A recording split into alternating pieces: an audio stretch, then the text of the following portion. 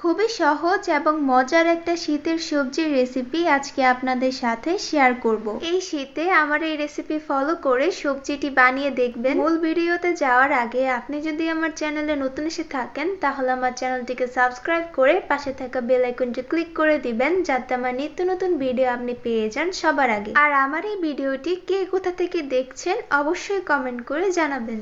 চুলায় একটা প্যানে আমি পর্যাপ্ত পরিমাণ পানি ফুটিয়ে নিয়েছি। এর মধ্যে দিয়ে দিলাম গাজর। দুইটা মিডিয়াম সাইজের গাজরকে কিউব কিউব করে কেটে নিয়েছি।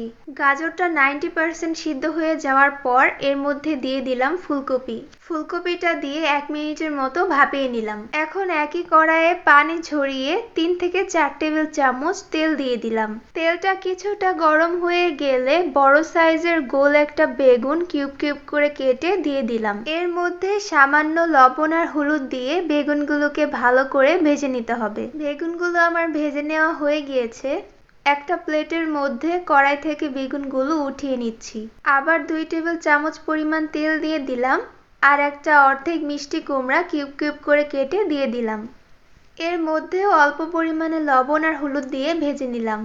ভাজা মিষ্টি কুমড়াটাকে প্লেটের মধ্যে তুলে নিলাম। বাকি তেলের মধ্যে দিয়ে দিচ্ছি হাফ চা চামচ পাঁচফোড়ন। যারা পাঁচফোড়নটা স্কিপ করতে চাচ্ছেন অথবা পাঁচফোড়নের স্মেলটা পছন্দ না, তারা এখানে 10 থেকে 12টার মতো মেথি দানা দিয়ে দিতে পারেন।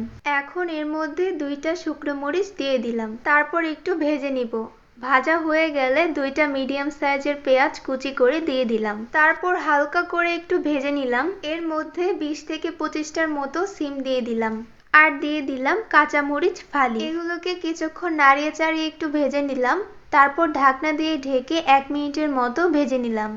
1 মিনিট পর ঢাকনাটা খুলে দিলাম। ভাজা হয়ে গিয়েছে। এখন দিয়ে দিলাম হাফ চা চামচ হলুদের গুঁড়া, হাফ চা চামচ মরিচের গুঁড়া, 1 চা চামচ রসুনের পেস্ট আর হাফ চা চামচ আদা বাটা। এবার একটু পানি দিয়ে এই মশলাগুলোকে সিমের সাথে ভালো করে কষিয়ে নিতে হবে। মিডিয়াম সাইজের 2টা টমেটো ছোট করে কিউব কিউব করে কেটে নিয়েছি, সেটা দিয়ে দিলাম।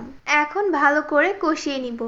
এখন সিদ্ধ করে রাখা গাজর আর ফুলকপিগুলো দিয়ে দিলাম। তারপর ভালো করে মশলার সাথে মিশিয়ে নিলাম। এর মধ্যে সামান্য পরিমাণ পানি দিয়ে ঢাকনা দিয়ে ঢেকে দিলাম। 4 থেকে 5 মিনিট পর ভেজে রাখা মিষ্টি কুমড়ো আর বেগুন এর মধ্যে দিয়ে দিলাম। এরপর একটু নেড়ে চেড়ে এর মধ্যে পানি দিয়ে দিচ্ছি। পানিটা এই পরিমাণে দিতে হবে যাতে সবজির নিচ পর্যন্ত পানিটা থাকে। তারপর পরিমাণ মতো লবণ দিয়ে ঢাকনা দিয়ে ঢেকে দিলাম। কিছুক্ষণ পর যখন ঝোল টকবগিয়ে ফুটতে থাকবে তখন ঢাকনা খুলে দেখে নিলাম সবজিটা সিদ্ধ হয়েছে কিনা। এবার পরিমাণ মতো বেশি করে ধনিয়া পাতা দিয়ে দিলাম। তারপর ভালো করে নেড়ে নিচ্ছি।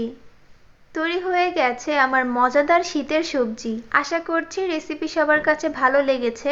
আমার এই ভিডিওটি যদি আপনার ভালো লেগে থাকে তাহলে আমার ভিডিওতে লাইক, কমেন্ট এবং শেয়ার করে দিবেন। আজ এই পর্যন্তই। দেখা হবে আবার ইনশাআল্লাহ নেক্সট ভিডিওতে। আল্লাহ হাফেজ।